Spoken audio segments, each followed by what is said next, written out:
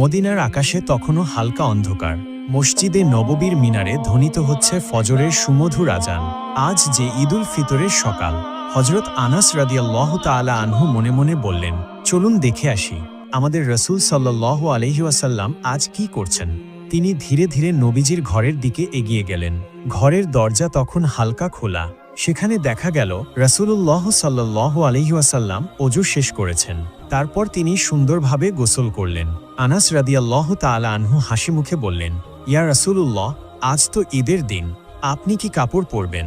রাসূলুল্লাহ সাল্লাল্লাহু আলাইহি ওয়াসাল্লাম হালকা হাসলেন, বললেন, আনাস, আমরা সবচেয়ে ভালো জামা পরব আজ।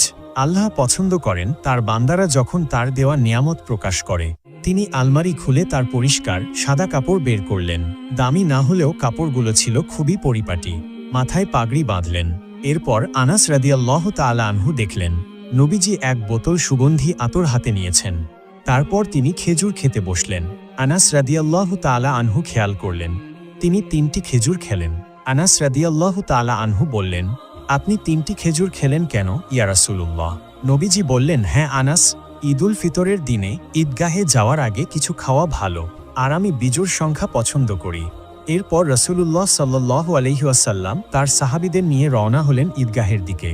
অন্যদিকে ঈদের সেই ভোর হঠাৎ কিছু ছেলে মেয়ে খেলতে খেলতে চলে আসে হযরত হাসান রাদিয়াল্লাহু তাআলা আনহু আর হুসাইন রাদিয়াল্লাহু তাআলা আনহু এর বাড়ির সামনে। তারা বিস্ময় নিয়ে দেখতে থাকে তাদের পরনে এখনও সেই পুরনো জামা। তারা কোমল কণ্ঠে বলল, আরে হাসান, হুসাইন, আজ তো ঈদ, আমরা সবাই দেখো নতুন জামা কাপড় পরে এসেছি। তোমরা তো দেখছি আগের সেই পুরনো জামা পরে আছো। তোমাদের কি নতুন জামা দেওয়া হয়নি? তোমাদের মা কি তোমাদের জন্য নতুন জামা আনেননি? এ কথাগুলো শুনে মুহূর্তেই তাদের চোখে জল এসে গেল, কিন্তু তারা কিছু না বলে এক দৌড়ে ঘরের ভেতর চলে গেল। ছুটতে ছুটতে মায়ের ঘরে গিয়ে ডাকতে লাগলো, আম্মা, আম্মা। সবাই বাইরে দাঁড়িয়ে। আমাদের বন্ধুরা, তারা সবাই ঈদের জামা পরে ঈদের নামাজে যাচ্ছে, আমরাও যাব। আমাদের নতুন জামা কোথায় আম্মা? এখনই আমাদের জামা দাও, আমরা নতুন জামা পরে ঈদের নামাজে যাব। হযরত ফাতেমা রাদিয়াল্লাহু আনহা 2 ছেলের এমন আকুল মিনতি শুনে স্তব্ধ হয়ে গেলেন। তার প্রাণের টুকরো 2 দুলাল তার দিকে আশায় ভরা চোখে তাকিয়ে আছে। তিনি জানতেন তাদের জন্য কোনো নতুন জামা নেই। ঘরে যা ছিল সবই তো শেষ। দুনিয়ার রোজগার যা ছিল তাও হযরত আলী রাদিয়াল্লাহু তাআলা আনহু আগেই গরিব দুঃখীদের মাঝে বিলিয়ে দিয়েছেন।